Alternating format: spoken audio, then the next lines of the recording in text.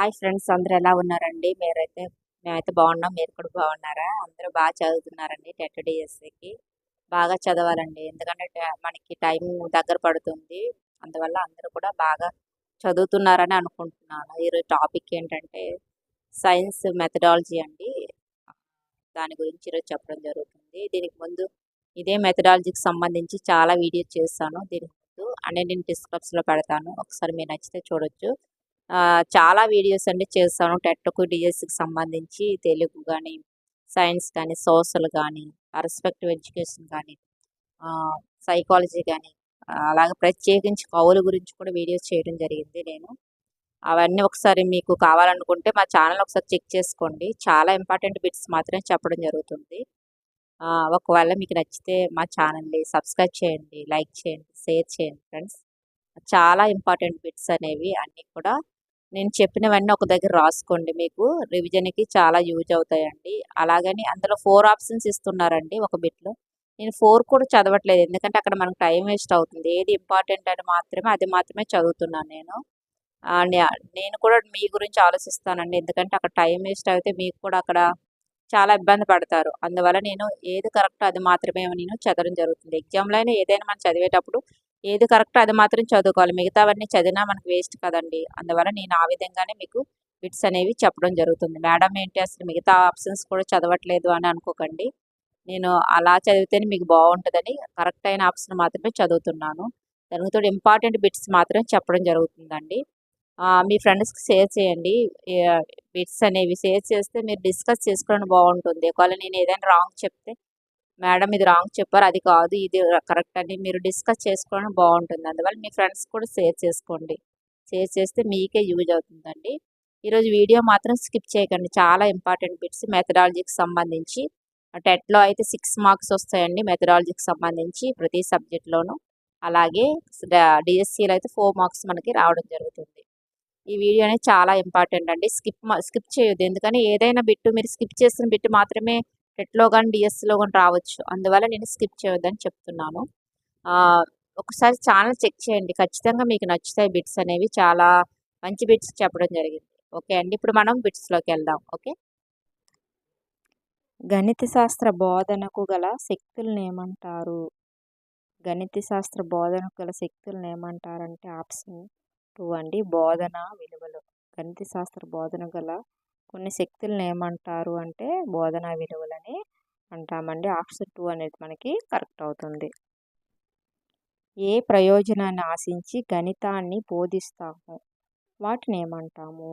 ఏ ప్రయోజనాన్ని ఆశించి గణితాన్ని బోధిస్తాము? వాటిని ఏమంటాము అంటే మనకి ఇక్కడ ఆప్షన్ 1 అంటే ఉద్దేశాలు. పిల్లలకు రావాలని కదండి బోధిస్తాం కాబట్టి ఇవి ఉద్దేశాలు అవుతాయి. ఆప్షన్ 1 అనేది కరెక్ట్ అండి మనకి ఇక్కడ.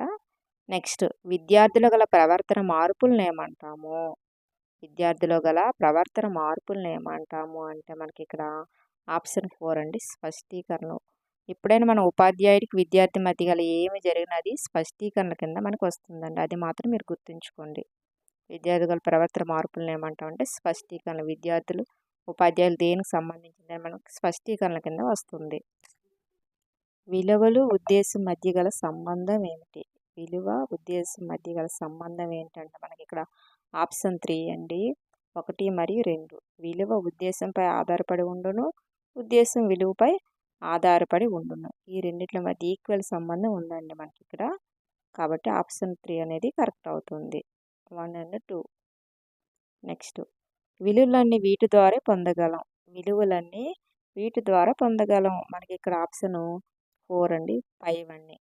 5 అనేది కరెక్ట్. ఇక్కడ మనకి గణిత శాస్త్రం, విజ్ఞాన శాస్త్రం, సాంఘిక శాస్త్రం. దీనికి ఏంటంటే ఈ సైన్స్, మ్యాథ్స్, సోషల్‌కి సంబంధించి విద్యా లక్ష్యాలు, వర్గీకరణలు సేమ్‌గా ఉంటాయండి. అందువల్ల వీటిని ట్రై మెథడ్స్ అని కూడా అనడం జరుగుతుంది. ఇవి 3 కూడా ఇంచుమించు ఒకేలాగా ఉంటాయండి. చిన్న మార్పులు జరుగుతాయి. అంతేగాని 3 సైన్స్, మ్యాథ్స్, సోషల్‌కి సంబంధించి విద్యా లక్ష్యాల వర్గీకరణలు ఒకేలాగా ఉంటాయి కాబట్టి ఆప్షన్ 4 అనేది కరెక్ట్ అండి. పైవన్నీ గణిత శాస్త్రం, విజ్ఞాన శాస్త్రం, సాంఘిక శాస్త్రం. నెక్స్ట్, బ్లాక్ హారెస్ట్ వర్గీకరణ ప్రకారం విద్యా విలువలు ఎన్ని? బ్లాక్ హారెస్ట్ వర్గీకరణ ప్రకారం విద్యా విలువలు ఎన్ని అంటే మనకి ఇక్కడ ఆప్షన్ 3 అండి 3 విలువలు. విద్యా విలువలు 3 ఉన్నాయండి బ్లాక్ ఫారెస్ట్ వర్గీకరణ ప్రకారం. నెక్స్ట్ స్కోర్లింగ్ ప్రకారం విద్యా విలువ. స్కోర్లింగ్ ప్రకారం విద్యా విలువ ఏంటంటే మనకి ఇక్కడ ఆప్షన్ 4 అండి పైవన్నీ. దృక్పథాలు, భావనలు, సామర్థ్యాలు ఈ 3 కూడా స్కోర్లింగ్ ప్రకారం విద్యా విలువలు కింద వస్తాయండి. కాబట్టి పైవన్నీ కూడా కరెక్ట్. మంచి నడవడి, ఆశయాలు ఈ క్రింది విలువల కిందకు వస్తాయండి. మంచి నడవడి, ఆశయాలు ఈ క్రింది విలువల కిందకు వస్తాయంటే మనకు ఆప్షన్ 3 అండి సాంస్కృతిక విలువలు. సమాజంలో ఇవన్నీ కూడా మంచి నడవడి ఆశయాలు కాబట్టి ఇది సాంస్కృతిక విలువల కింద వస్తాయండి. ఆప్షన్ 3 కరెక్ట్ అవుతుంది మనకి ఇక్కడ. నెక్స్ట్ దేశ పురోభివృద్ధిని సాధించగల గణిత మరువరానిది అన్నది ఎవరు అంటే మనకి ఇక్కడ ఆప్షన్ 3 అండి బేకన్. దేశ పురోభివృద్ధిని సాధించగల గణిత మరువరానిది అన్నది బేకన్ అండి. మనకి ఇక్కడ ఆప్షన్ 3 అనేది కరెక్ట్ అవుతుంది. సకల శాస్త్రాలకు మూలం ద్వారం లాంటిది గణితం అన్నది ఎవరు అంటే మనకి ఇక్కడ ఆప్షన్ 1 అండి బేకన్. సకల శాస్త్రాలకు మూలం ద్వారం లాంటిది గణితం అన్నది ఎవరంటే బేకన్ అండి. ఆప్షన్ 1 అనేది మనకి ఇక్కడ కరెక్ట్ అవుతుంది.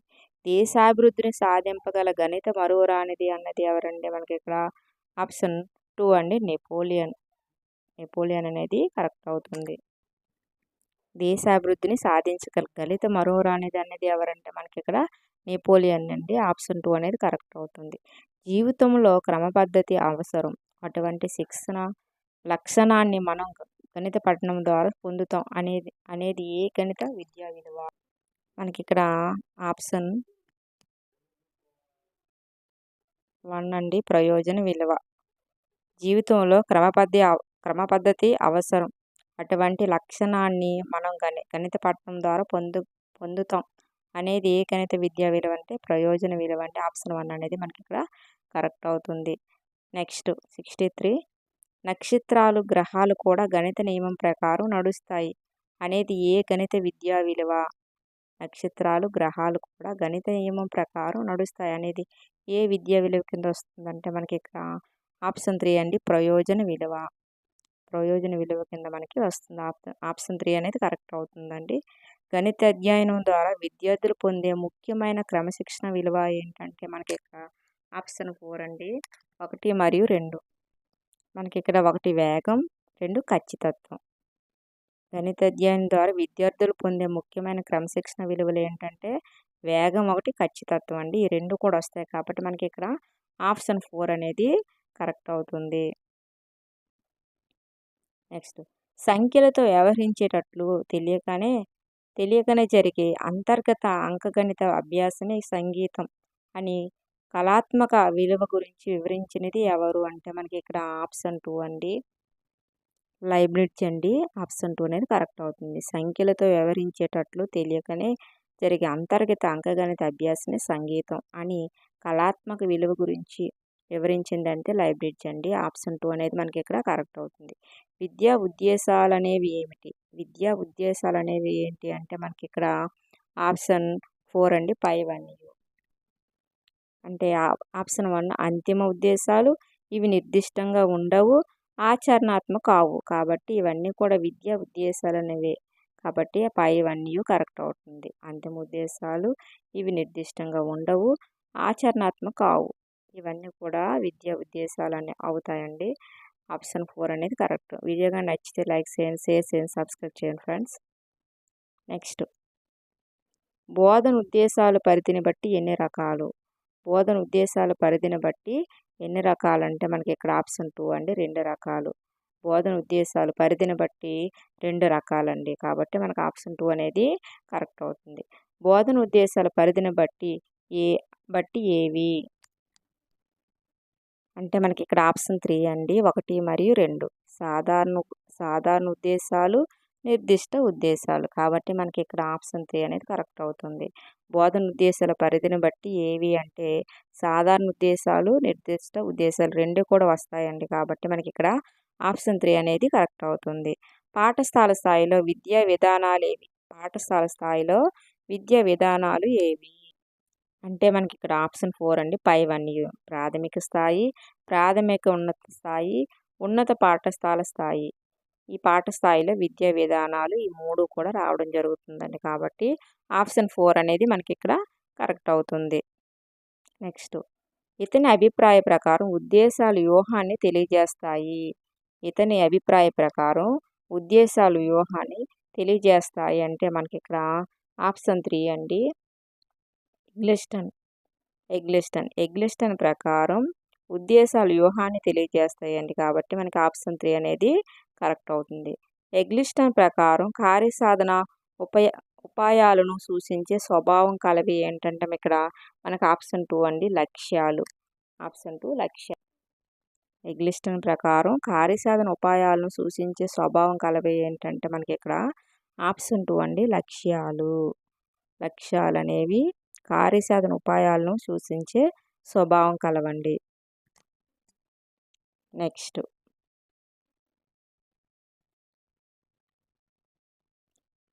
స్కిన్నర్ థార్న్డైక్ ప్రకారం అభ్యాసనం అనేది ఆప్షన్ 2 అండి. ప్రవర్తన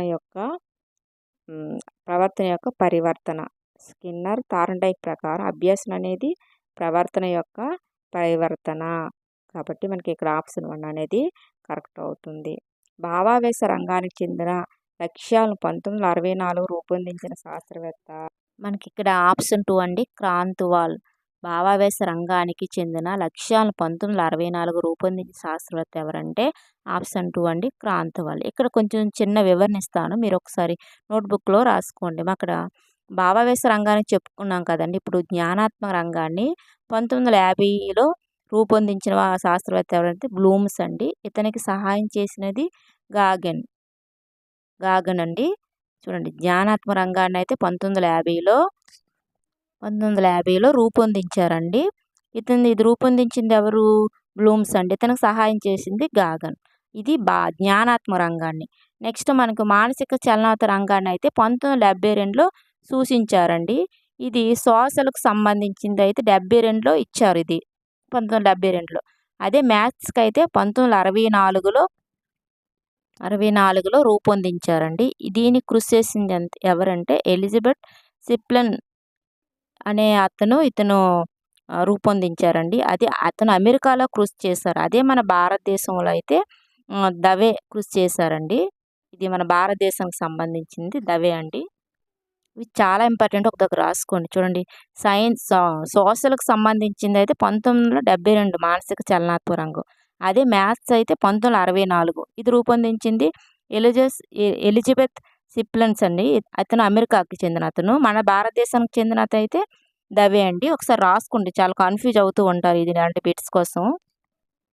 మనకి ఎక్కువ భావావేశ రంగానికి, జ్ఞానాత్మక రంగాన్ని, మానసిక చలనాత్మక రంగాన్ని ఇవన్నీ కూడా అడుగుతూ ఉంటారు బిట్స్. అందుకని మీకు ఇక్కడ వివరణ ఇవ్వడం జరిగింది. ఒక దగ్గర రాసుకోండి, చాలా ఇంపార్టెంట్ అవండి ఇవి. నెక్స్ట్, మానసిక చలనాత్మక రంగంలో లక్ష్యాలను రూపొందించినది ఎవరు? చూడండి, ఇక్కడ మనం ఇప్పుడే చెప్పుకున్నాం. మానసిక చలనాత్మక రంగంలో లక్ష్యాలు రూపొందించింది ఎవరు అంటే మనకి ఇక్కడ ఆప్షన్ 3 అండి. 1 అండ్ 2. అదేనండి. 1 Elizabeth Simpson and R H Dave. Elizabeth Simpson ఎప్పుడు మనకి ఇక్కడ అతను అమెరికాలో కృషి చేశారు. అదే మనకు ఆర్హెచ్ దవే అక్కడ ఇండియా. ఇద్దరు కూడా మానసిక చలనాత్మక రంగంలో లక్ష్యాలను రూపొందించడం జరిగింది. కాబట్టి మనకి ఇక్కడ ఆప్షన్ 3 అనేది మనకి ఇక్కడ కరెక్ట్ అవుతుంది. మానసిక చలనాత్మక రంగంలో లక్ష్యాన్ని రూపొందించింది ఎవరంటే Elizabeth Simpson and R H Dave. వీళ్ళిద్దరు కూడా మనకి రావడం జరుగుతుంది. అమెరికాలో అయితే ఆప్షన్ 1 అండి. అది ఇండియాలో అయితే ఆర్హెచ్ దవే.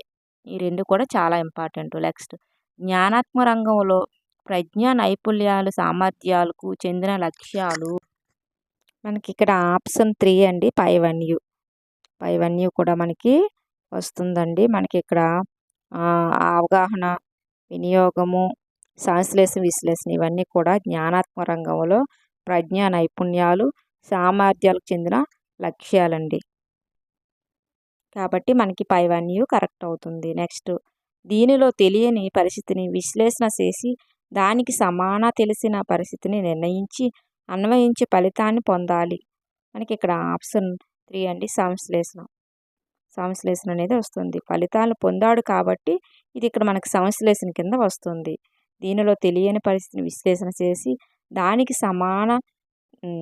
సమాన తెలిసిన పరిస్థితి నిర్ణయించి అన్వయించి ఫలితాన్ని పొందాలి అనేది మనకి ఇక్కడ ఆప్షన్ 3 అండి. సంశ్లేషణ కింద వస్తుంది. గ్రేట్ అన్నాడు, ఫలితాన్ని పొంది అన్నాడు చూడండి. కాబట్టి మనకి ఇక్కడ సంశ్లేషణ కింద మనకి వస్తుంది. ఇవి మొత్తం సైన్స్ మెథడాలజీకి సంబంధించిన బిట్స్ అండి. చాలా ఇంపార్టెంటు. మనకు టెట్లో అయితే 6 రావడం వస్తుంది, 6 మార్క్స్ వస్తాయి. అదే డిఎస్సిలో అయితే 4 మార్క్స్ వస్తాయి మెథడాలజీకి సంబంధించి. దీని కంటిన్యూ వీడియో ఇంకా మళ్ళీ చేస్తానండి. ఇంకా ఉన్నాయి బిట్స్. నేను దీనికి ముందు బిట్స్ కూడా చేశాను, ఒకసారి చెక్ చేయండి. చాలా ఇంపార్టెంట్ బిట్స్. మీకు నచ్చితే లైక్ చేయండి, షేర్ చేయండి, సబ్స్క్రైబ్ చేయండి ఫ్రెండ్స్. Okay, thank you.